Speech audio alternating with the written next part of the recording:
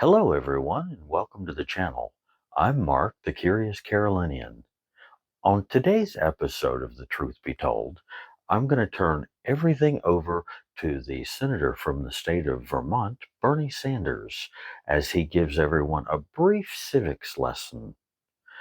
If you wouldn't mind, have a quick listen, and once you've made it all the way through, if you like the video, please hit the thumbs up button and subscribe. It really would help the channel. And I'll see you in the next one. And push play. Who Trump had nominated to run government agencies. So I think in many respects, we're looking at a government of the billionaires, by the billionaires, and for the billionaires. But that's not all that I worry about. I worry that we are moving toward an authoritarian form of society. Our founding fathers back in the 1770s were nobody's fool. They were fighting, they had just fought the war against England. They did not want any one individual, one entity, to have enormous power.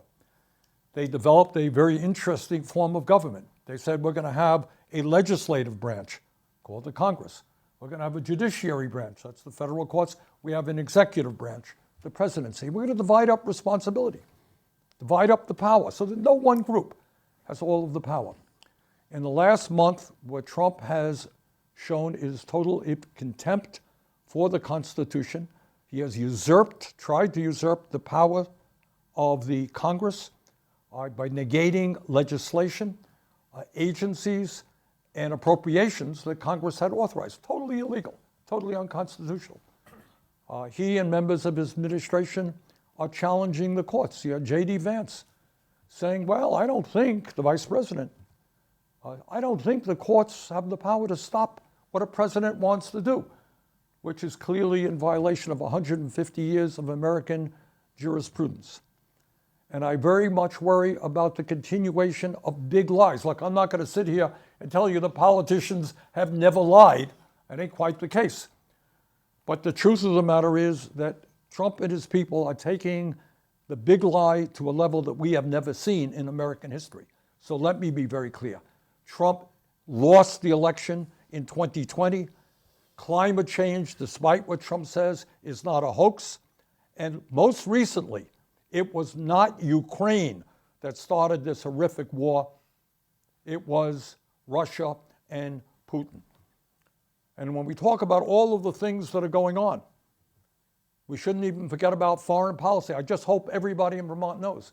Just 2 days ago at the United Nations, for the first time, the American administration, the United States, voted against a resolution that made it clear that it was Russia that started the war and that Russia has got to end its aggression. We voted against that. And we were allied with people like Russia and North Korea and Iran and other authoritarian countries all over the world. And this is what Trump is doing, is turning his back on 250 years of American history where we led the world. We were an example to the world of what democracy was about. And lastly, and I'm sure Becca will have more to say about this in a moment, just the other day, last night, bill on the floor, budget bill. And let me try to simplify what's going on. The budget is the beginning of the process. It lays the framework for what will come later, which is what is called here in Washington a reconciliation bill. And let us be clear what Trump is attempting to do and what the three of us are trying to stop. What they want to do, their groundwork is over $1 trillion in tax breaks for the top 1% at a time when we have more income and wealth inequality in this country than we have ever had. Now, how are they going to pay for that? $1 trillion, a lot of money. I'll tell you how they're going to pay for it. They're going to make massive cuts, over $800 billion to Medicaid, cuts to education, cuts to housing, cuts to the needs of our veterans. They're going to give to the rich by taking from working families. So those are the dynamics of what has been going on here in the last month.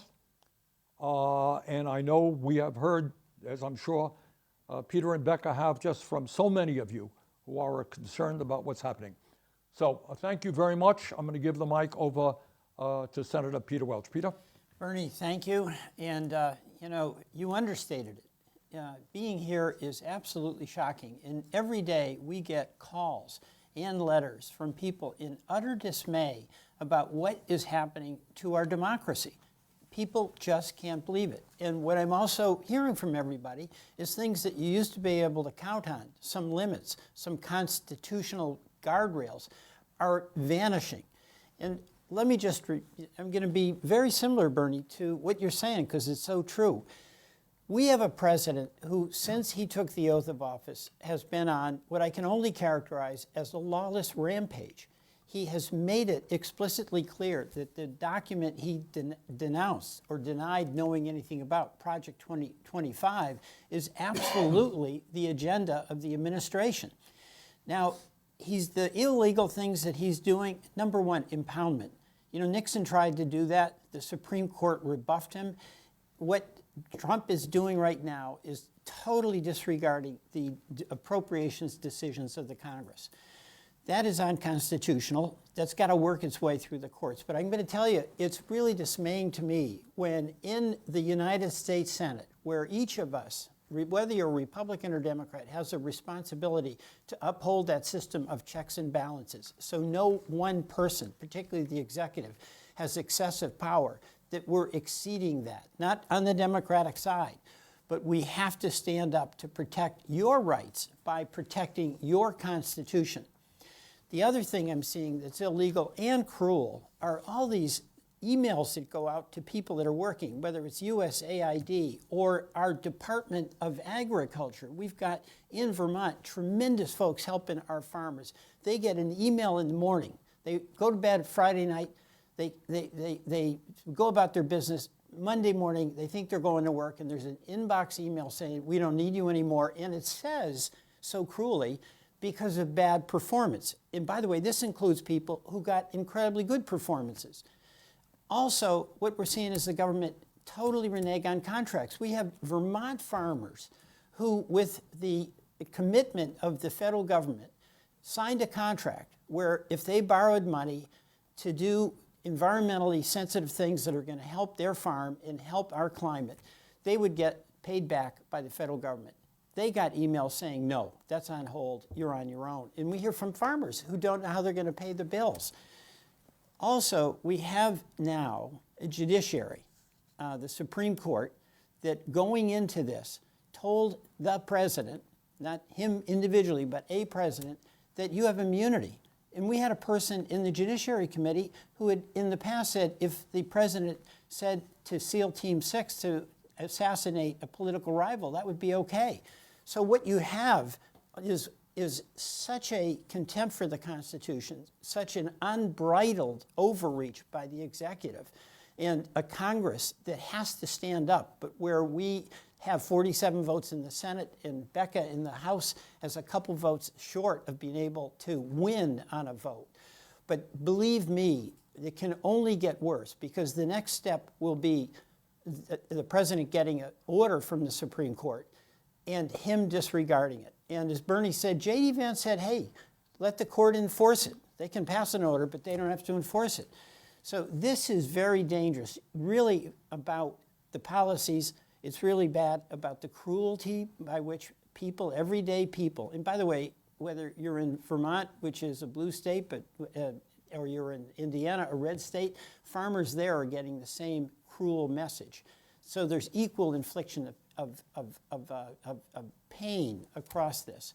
Now, the other thing that just happened is so staggering. We flipped sides. We've been supporting Ukraine. Vermonters have stood up for Ukraine in their valiant effort to withstand the invasion by Putin, killing thousands of civilians, women and children, attacking their heating, their electrical system, trying to inflict as much pain as possible. And Trump has flipped sides, and now we're basically supporting Putin, including firing people in the Justice Department whose job it was to run down Russian disinformation.